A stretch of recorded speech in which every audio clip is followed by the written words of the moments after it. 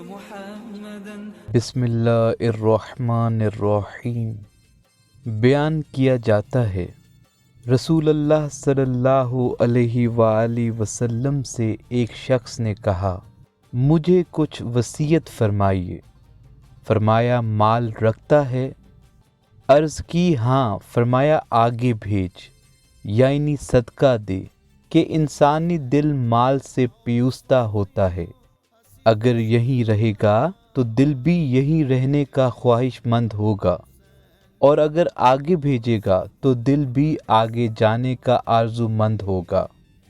اور فرمایا کہ 3 دنیا میں دوست ہیں، ایک جو موت تک وفا کرے، 2 جو قبر کے کنارے تک وفا کرے، 3 جو قیامت تک وفا کرے۔